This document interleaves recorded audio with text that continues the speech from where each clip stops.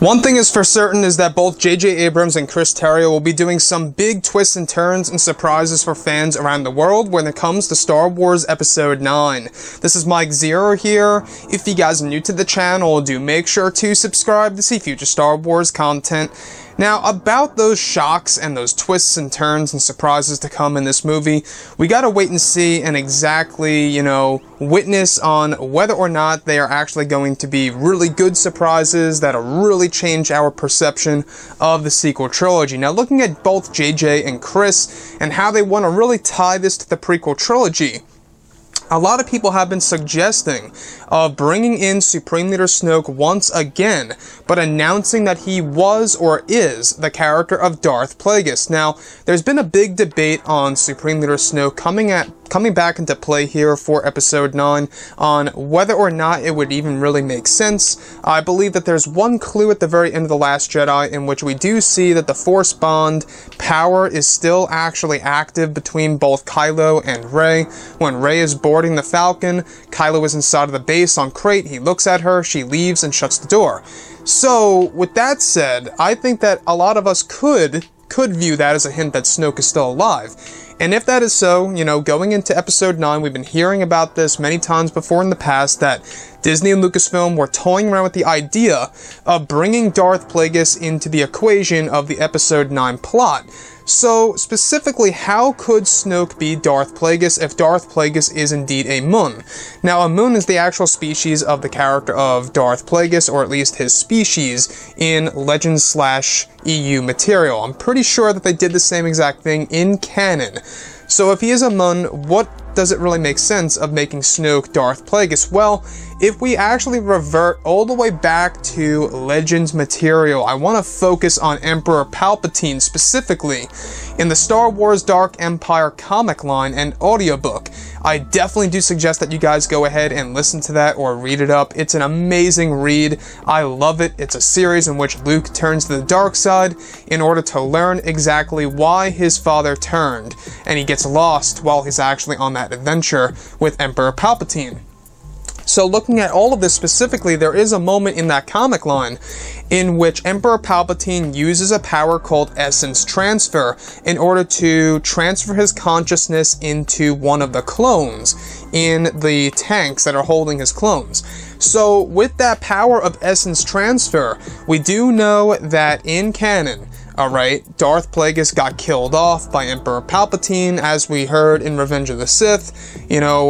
Chancellor Palpatine was talking about the whole entire story of how Darth Plagueis was killed by his apprentice, and you could see how, Rian Johnson sort of applied that concept in The Last Jedi, where the apprentice pretty much betrays the master, right? Except Snoke wasn't sleeping. But looking at Star Wars as a whole, how could Snoke be Darth Plagueis? Well, it could very well be that before Darth Plagueis actually died by the hands of Emperor Palpatine, it's possible that both JJ and Chris could write something in Star Wars canon where Plagueis was able to transfer, use the Essence Transfer technique into another body that is Snoke. After all, Snoke is an ancient being. He's actually seen the rise and fall of the Galactic Empire. He's been around for quite some time.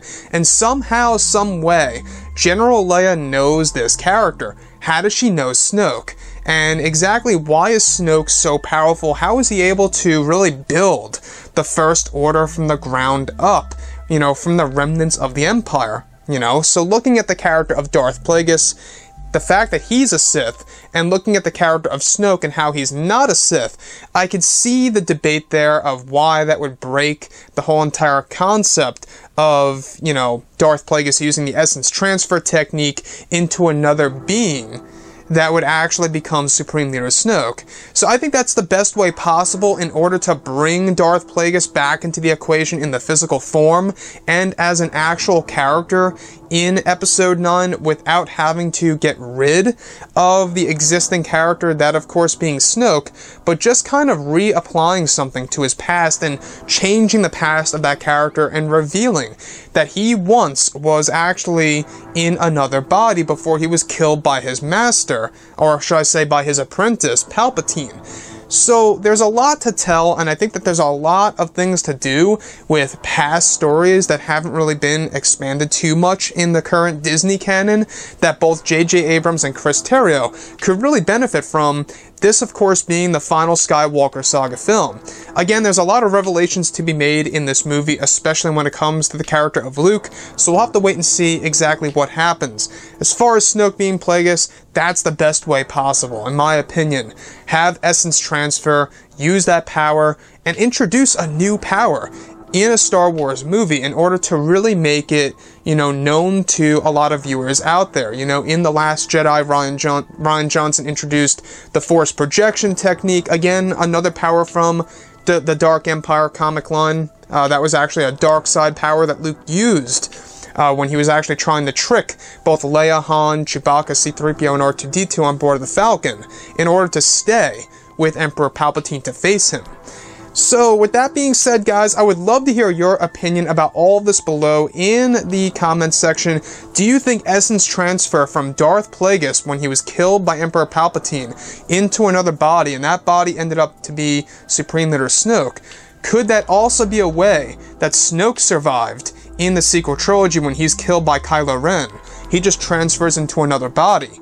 And perhaps, maybe, we do get this new character, this new villain, in Episode 9, and we don't know who he is, and then it's unveiled that he is another Snoke, hence Darth Plagueis.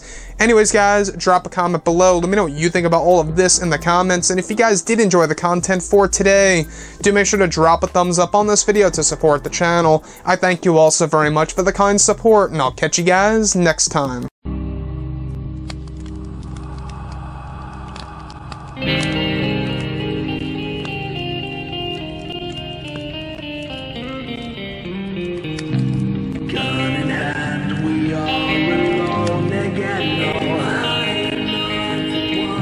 From night to moon, we hear them moans again.